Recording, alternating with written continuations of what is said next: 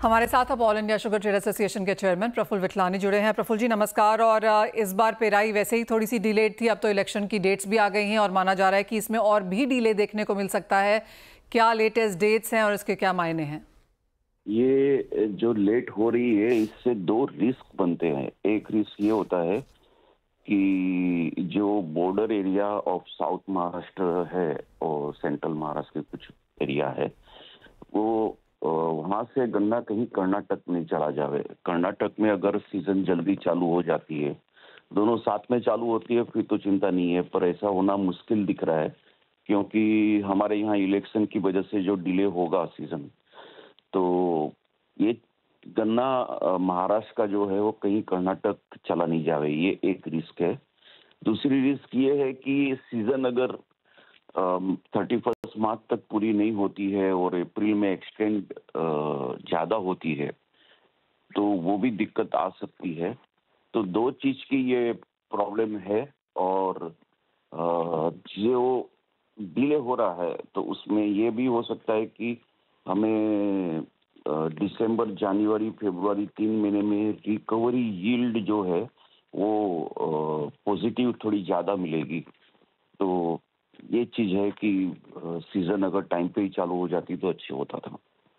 Okay, तो आप ये कह रहे हैं कि महाराष्ट्र का डिले कर्नाटक के लिए पॉजिटिव रह सकता है, सीजन लंबा खींच सकता है, लेकिन यील्ड यहाँ पर बेहतर हो सकती है, तो ये एक पॉजिटिव है। प्रफुल्ल जी, साथ ही साथ महाराष्ट्र में पिछले 2-1 साल के नंबर्स बेहतरीन आए हैं, आपको लगता है कि वो नंबर्स भी यहाँ पर गिर सकते हैं? एक और दूसरा, अगर ये डिले होता है तो क्या चीनी की अवेलेबिलिटी महाराष्ट्र में फेस्टिवल्स को लेकर आपको लगता है कुछ वहाँ पर कंसर्न्स हैं? ऐसा है मनीषा जी, करीबन हमारे यहाँ 110 लाख टन की चीनी का उत्पादन था लास्ट सीजन में, और डाइवर्जन जो था इथेनॉल का वो करीबन सुक्रोज 8 लाख टन पकड़ो तो आप 118 का था। पर अभी जैसे हमारी एसोसिएशन ने कोई नंबर तो नहीं लिए है, पर जो हमारे ऑफिस ने जो नंबर लिए हैं उसके हिसाब से करीबन 124-125 का टोटल सुक्रोज रहेगा और 112-13 का आप समझ लीजिए शुगर, और 12-13 का डाइवर्जन जो है इथेनॉल के लिए जाएगा।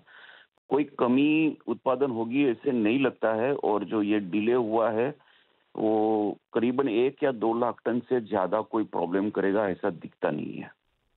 ओके, तो आपको लगता है एज ऑफ नाउ डिलेड ही है, उसके ऊपर नजर रखनी होगी, कोई इमीडिएट इम्पैक्ट आएगा अवेलेबिलिटी पे, प्राइसेस पे, वो फिलहाल नहीं लगता? सबसे बड़ा जो रिस्क है वो कहीं कर्नाटक जल्दी चालू कर दिया तो we will be forced to start irrespective of election is there or not. आपको लगता है वो हो पाएगा?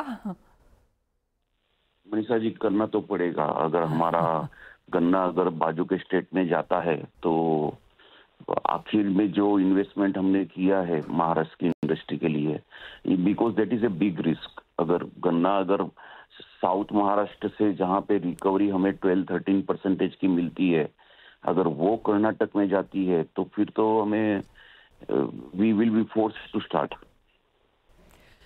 प्रफुल्ल जी, बहुत शुक्रिया साथ जुड़ने के लिए और वो एनालाइज भी करने के लिए खबर, जहां पर महाराष्ट्र में डिले का मतलब कर्नाटका को यहां पर गन्ना जाना हो सकता है, सीजन एक्सटेंड हो सकता है। ये दो चीज़ें यहां पर ऑफकोर्स देखने वाली होंगी। उसके अलावा तो काफ़ी हद तक सरकार के कंट्रोल में यहां पर है ही। अवेलेबिलिटी यहां पर काफ़ी अच्छी मानी जा रही है, केन का उत्पादन बेहतरीन है और शुगर आउटपुट भी यहां पर अच्छा है। लेकिन इससे खबर पर महाराष्ट्र इलेक्शन डेट जो आई हैं उसकी वजह से यहाँ पर क्या चेंजेस होते हैं ऑन ग्राउंड, उस पर नजर होगी। साथ ही साथ